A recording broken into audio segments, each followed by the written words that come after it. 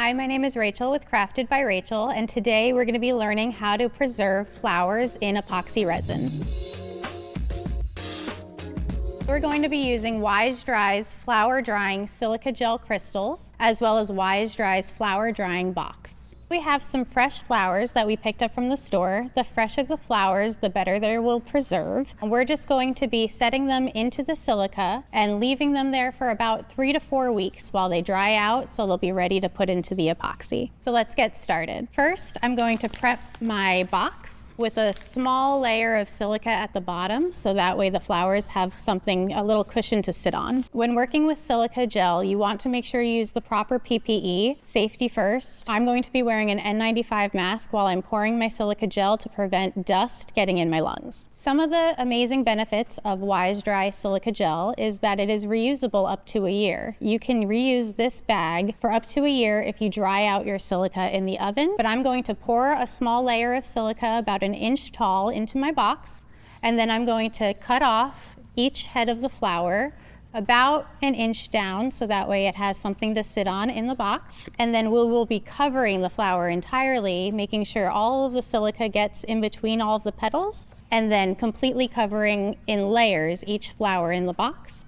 before we seal it up to put it away for 3 to 4 weeks. The nice thing about this flower drying box from Wise Dry is it has a way to record the date of when you packed your flowers away, and it has a label that you can put on there to remind you of whose flowers they are or any other notes you need to make about these flowers. Now that our flowers are drying in our flower drying box, we're going to put these away for about 4 weeks until they're completely dry, but I've already got flowers that I have previously dried to use for this video. So for today's floral preservation, we're going to be using a mold from Zapped Design. He includes 2 templates with all of his molds, one to keep on the top and one to keep on the bottom for storage purposes, but I like to use them as a design template so that way you can see how your flowers will look in the mold before you actually put them in the mold. Today I've made this flower arrangement on my template with pre-dried flowers, and I am going to do a more densely packed arrangement so I can use my deep pour epoxy and the flowers will not float or move in the mold. If you wanted to secure your flowers in place and use a more negative space design, you could do a thin layer of the designer art resin to secure everything down before you do your deep pour. So now I'm going to transfer my flowers into the mold.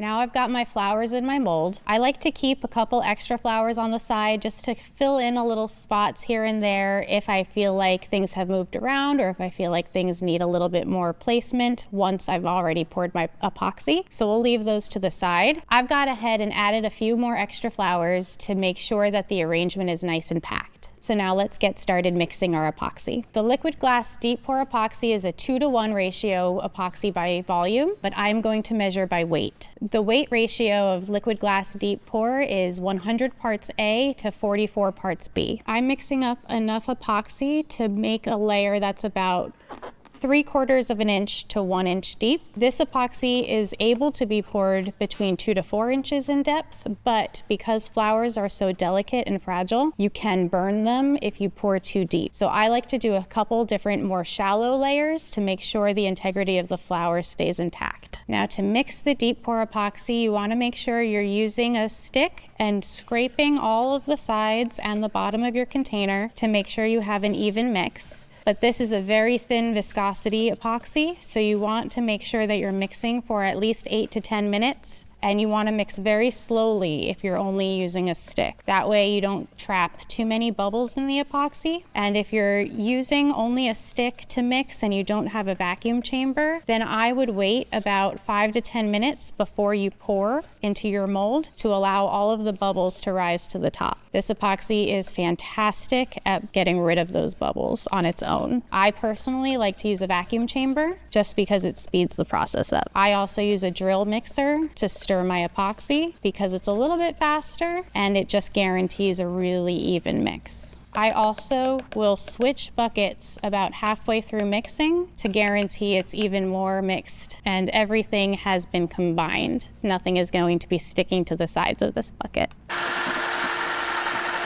Now that we're halfway through mixing, I'm going to transfer it into a clean bucket and continue mixing the exact same way. Anything that's unmixed tends to stick to the sides, and that'll prevent it messing up our curing time. It doesn't hurt when you're measuring out your epoxy to pour just a little bit more than you'll actually need, so that way you'll always have enough and you won't need to go back and mix more halfway through.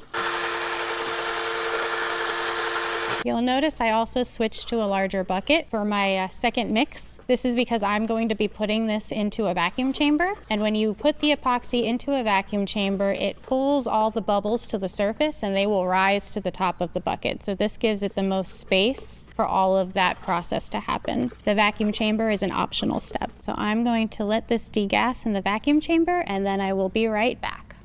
Now that my epoxy has been degassed, I'm going to pour it into my mold. I'm going to try to take care not to let any of my flowers float, and I can rearrange things if they do start to float or move around at all.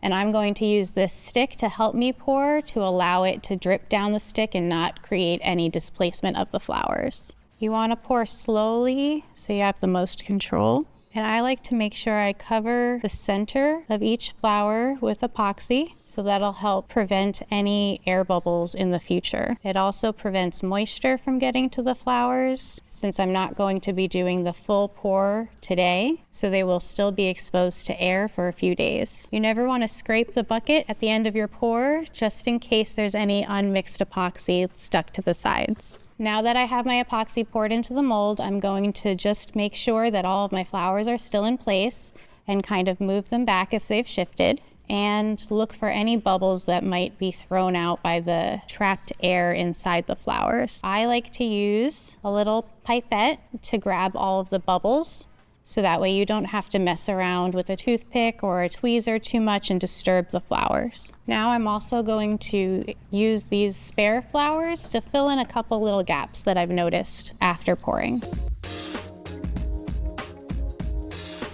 And now I'm going to try to pop or extract any bubbles that might have come to the surface with my little pipette. I also check in all of the corners of the hexagon shape because bubbles have a tendency to get trapped along the bottom as well, and this makes the finishing job a lot easier. I also try to make sure I get all of the bubbles out from the bottom in the corners because they have a tendency to get stuck there, and that will make your finishing work a lot easier if there's no bubbles on the bottom. I like to push down on some of the flowers because bubbles will get trapped where you can't see them, and that will allow the bubbles to escape and rise to the top. Just because you can't see them doesn't mean they're not there, and you will notice that eventually they will make their way to the top. The pipette is also useful in case you notice any dust or hairs floating around in your piece, or if you notice any silica that's fallen off the bottom of the flower and is now at the bottom of your mold. It's a little vacuum, you can just suck everything right up. So now that all of the bubbles have been removed, I will leave this for a few hours and then check on it again to make sure no more bubbles have risen to the top, and cover it so that way it remains dust free. But you want to make sure you still have air circulation going across the entire mold because you do not want to trap the heat inside. That will produce an exothermic reaction which will flash cure your epoxy. So you want to make sure that there's air circulation around the mold, but there's a way to prevent the dust from landing inside. I like to use picnic table covers. Now that everything is poured in the mold and there's no bubbles, I'm going to let this sit for about 72 hours before I pour my next layer. I like to wait 72 hours because that ensures that the epoxy is cured enough that you can touch it and it feels hard, but it's still uncured enough that the layers will stick together. If you don't wait long enough to pour the next layer and the epoxy is still soft to the touch, you will get wavy lines between your layers. So I will see you in about 72 hours. Welcome back. It's been about 72 hours since we poured the first layer on these flowers, and now that it's cured to the touch, we're going to go ahead and pour layer 2. There are a couple little bubbles that have risen to the surface while it was curing, so I'm going to show you how to get rid of those bubbles, and they'll just disappear once you pour your second layer. So let's get started. Once again, I'm measuring by weight, so it is 100 parts A to 44 parts B. I am going to use my calculator, and I'm going to pour about an inch this time, just so I can make sure that I cover the flowers completely. And be sure to mix your epoxy extra thoroughly scraping the sides and bottom of your container and switching containers about halfway through your mix. Don't skip that step, it's important.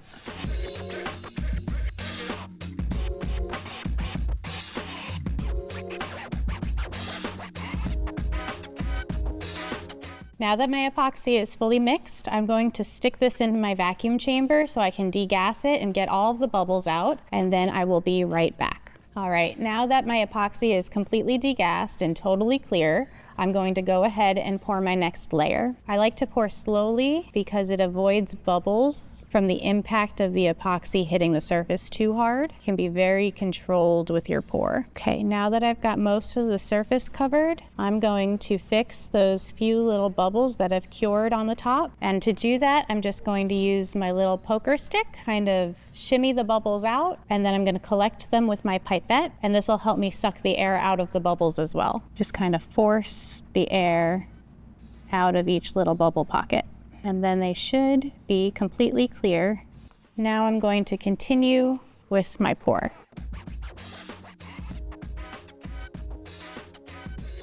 Now that we've finished pouring, you can see that it's thrown some more bubbles because air pockets get trapped between the petals. So I'm just going to go ahead and vacuum them all up with my little pipette.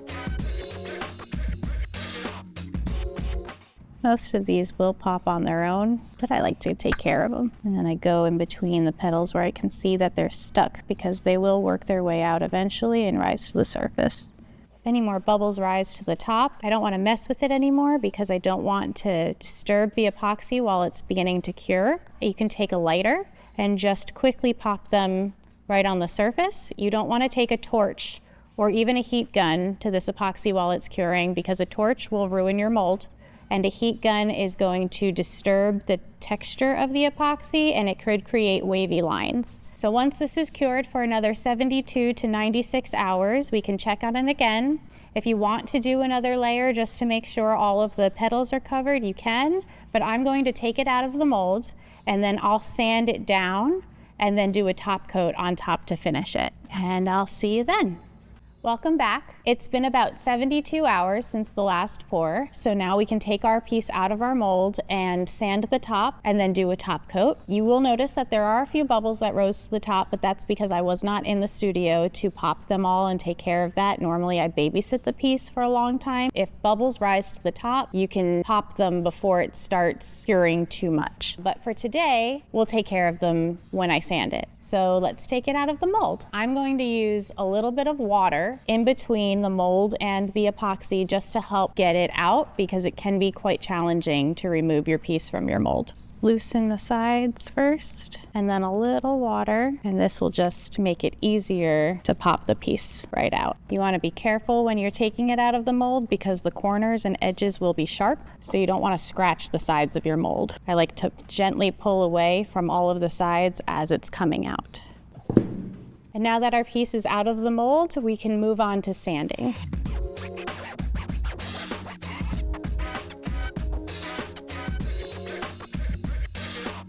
Now that my piece has been sanded, I used 180 grit to sand off all of those bubbles on the top and scuff up the top layer so our epoxy will adhere. You can use 180, 220, whatever grit you want. I wouldn't go lower than 180 and you're good. Now we're going to remove all of the dust that has landed on the surface, and I'm going to use denatured alcohol and my little tools, my needle nose tweezers and my little pokey tool to get it out of all of the holes. You want to make sure you do a really good job cleaning your piece before your top coat to avoid any imperfections at the end.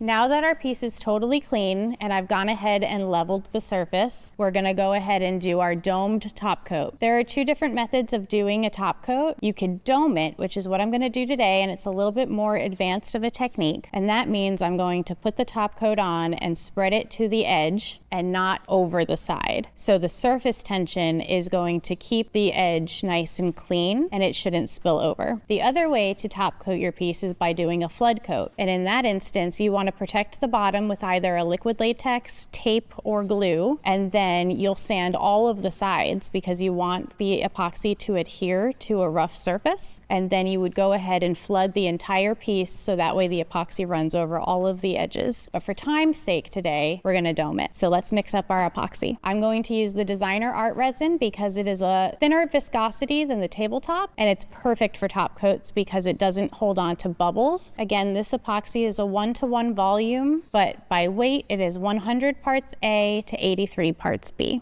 You want to make sure you stir this very slowly so you don't introduce more bubbles into the epoxy. Always remember to scrape the sides and the bottom.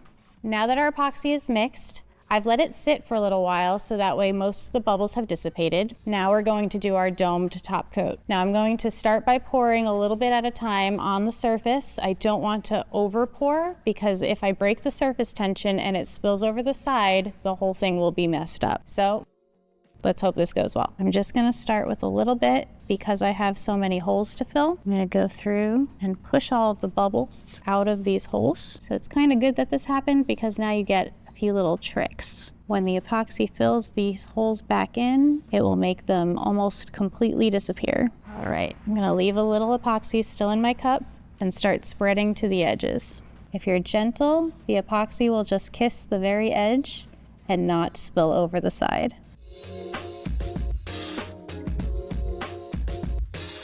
Now that we've domed our top coat and I've gone around and pried all the little bubbles out of the holes, it is completely clear and you will not notice any of those bubble spots that were there before. So now we're just gonna let this cure for about 24 hours and then we'll show you the final result.